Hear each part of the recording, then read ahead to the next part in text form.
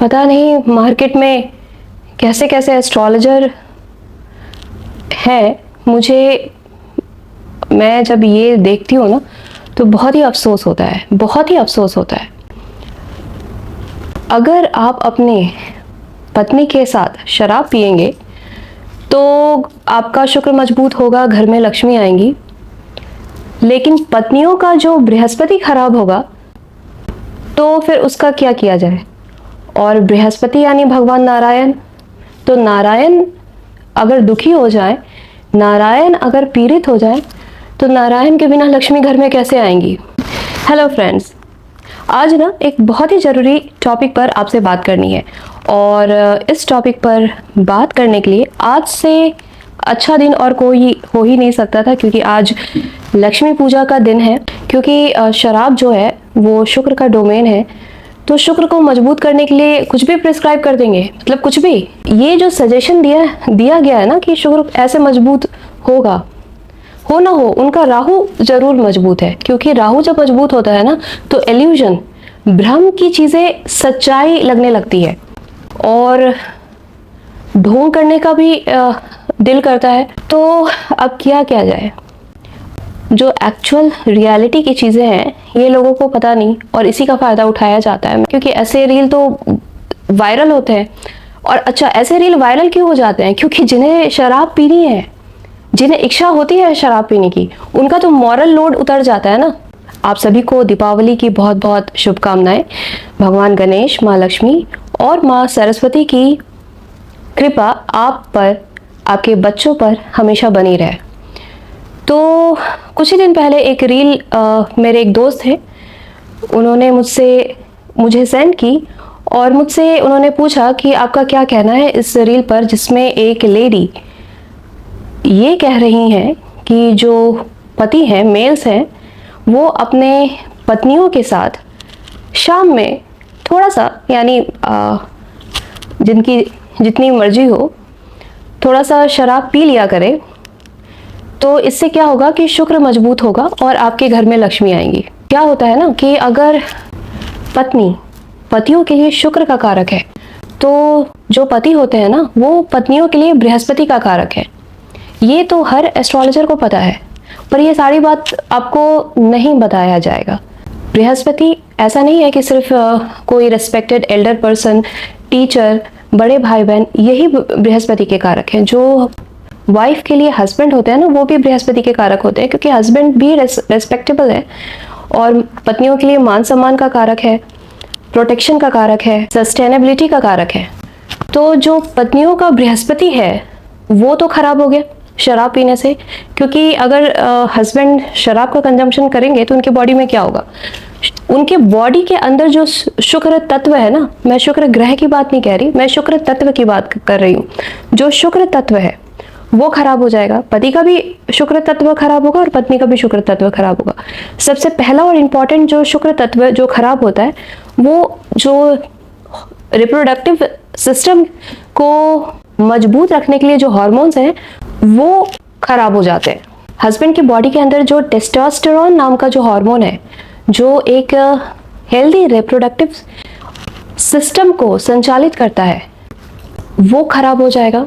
ये mail body के overall health के लिए ज़रूरी है, तो उसकी क्वालिटी ख़राब हो जाएगी। वैसे ही फीमेल अगर शराब का कंजम्पशन करती हैं, अल्कोहल का कंजम्पशन करती है, तो उनका एस्ट्रोजन ख़राब हो जाएगा, उसकी क्वालिटी वीक हो जाएगी। और फीमेल बॉडी के लिए, एक फीमेल के लिए एस्ट्रोजन बहुत ही इंपॉर्टेंट है उनकी ओवरऑल हेल्थ के लिए।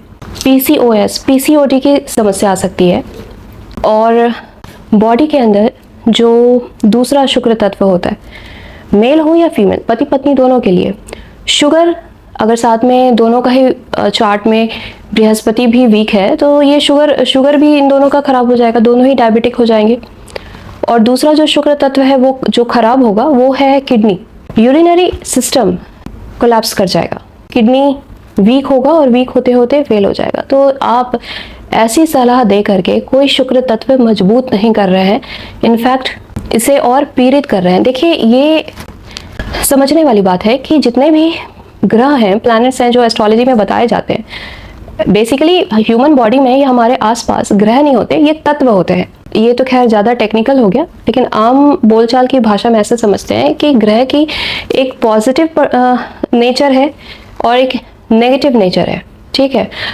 अब जैसे शुक्र ही है, इसका जो पॉजिटिव नेचर है, आपको अगर शुक्र मजबूत करना है तो आप पत्नी के साथ शाम में अच्छा कुछ म्यूजिक सुन लीजिए, कुछ कला का, अगर किसी भी कला के फॉर्म में आपको इंटरेस्ट है तो वो साथ में बैठ करके कीजिए। कुछ डिज़ाइनिंग का काम है, म्यूज़िक का काम है, या घर को ही बहुत ही सिंपल तरीके में अगर लिया जाए तो घर को साथ में सजाना संवारने का काम है, या साथ में मिलके कुकिंग कर लीजिए। इन सब चीज़ों से शुक्र मजबूत होता है।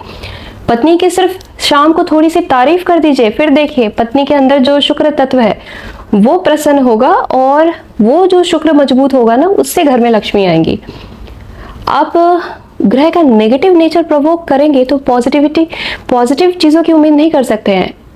शुक्र ग्रह का अगर कुछ नेगेटिव साइड में अगर हम लोग चले जाए, क्योंकि हर ग्रह का कुछ नेगेटिव नेचर होता है, बस अंतर इतना ही है कि एस्ट्रोलॉजी की भाषा में अगर देखा जाए, जो देवगण के जो ग्रह हैं, प्लैनेट्स हैं, जो देव कैटेगरी में आते हैं, उनका पॉजिटिव साइड ज़्यादा और नेगेटिव साइड बहुत कम थोड़ा है। और जो असुर की कैटेगरी में आते हैं, जैसे शुक्र, शनि, राहु, केतु, इनका नेगेटिव साइड ज़्यादा है और पॉजिटिव कम है। नेगेटिव और पॉजिटिव साइड से मेरा मतलब है जो लाइफ फॉर्म को सूट कर सके। अगर नेचर लाइफ फॉर्म को सूट नहीं करता तो वो नेगेटिव कहलाएगा, और लाइफ फॉर्म को सूट करेगा तो वो पॉजिटिव कहलाएगा। तो ये तमस की कैटेगरी की चीज़ें हैं, ये तमस वाले ग्रह हैं, इसीलिए इनका जो ज़्यादातर नेचर लाइफ को सूट नहीं करता, इसलिए नेगेटिव मानी जाती है।